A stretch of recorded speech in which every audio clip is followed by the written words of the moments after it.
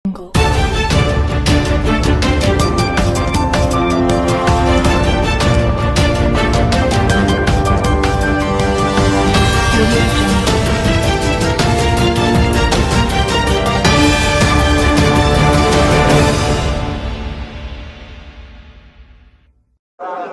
Shri DY. Vijendra ಅವರು, ಮಾಜಿ ಸಚಿವರಾದ ಶ್ರೀ ಸಿ.ಟಿ. ರವಿ ಅವರು, ಸಂಸದರಾದ ಭಾರತ್ ಮಾತಾ ಕಿ ಭಾರತೀಯ ಜನತಾ ಪಕ್ಷದ ಪ್ರಚಾರ ಕಾಂಗ್ರೆಸ್ ಭಾರತ್ ಮಾತಾ ಕಿ ಭಾರತ್ ಮಾತಾ ಕಿ भारतीय जनता पार्टी की भारतीय जनता पार्टी की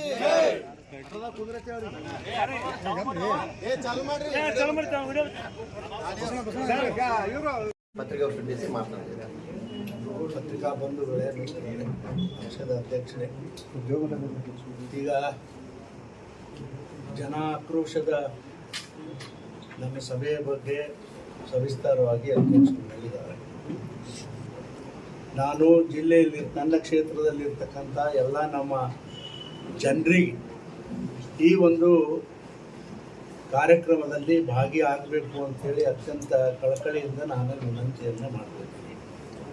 ಇದು ಬರೀ ನಮ್ಮ ಪಕ್ಷದ ಸಲುವಾಗಿ ಅಲ್ಲ, ರಾಜ್ಯದಲ್ಲಿರ್ತಕ್ಕಂಥ ಮತ್ತು ಜಿಲ್ಲೆಯಲ್ಲಿರ್ತಕ್ಕಂಥ ಜನರ ಬಗ್ಗೆ ಇದು ಒಂದು ಆಕ್ರೋಶ, ಇದು ಒಂದು ಸಭೆ.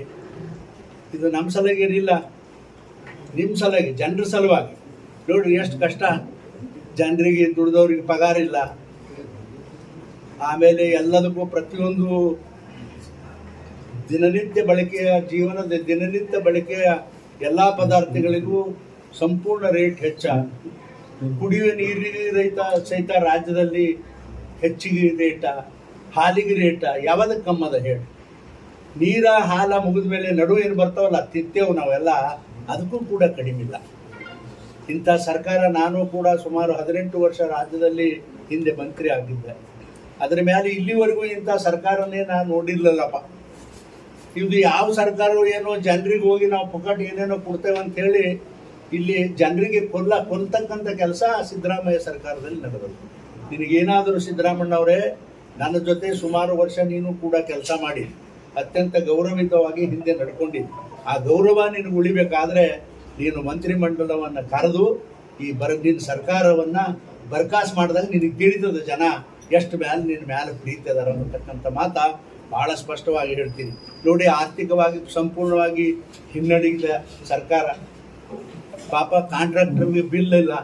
ಅದು ಬಿಡ್ರಿ, ಹೋಲಿ ಬಿಜಾಪುರದಾಗ ಮುನ್ಸಿಪಾಲ್ಟಿಯಾಗ ಏನು ಗಾಡಿಗಳು ಇದ್ವಲ್ಲ, ಆ ಗಾಡಿಗಳಿಗೆ ಎಣ್ಣೆ ಹಾಕ್ಲಕ್ಕೆ ರೊಕ್ಕಿಲ್ಲ. ವಿಚಾರ ಮಾಡ್ರಿ, ಬಿಜಾಪುರ ಹೊಲಸು ನಾರ್ತಾ ಇದೆ ಎಲ್ಲ ಕಡೆ, ಅದ್ರ ಎತ್ತವ್ರಿಗೆ ದಿಕ್ಕಿಲ್ಲ. ಇಂಥದ್ದು ಎಂದರೆ ನೋಡಿದ್ದೇವ ನಾವು?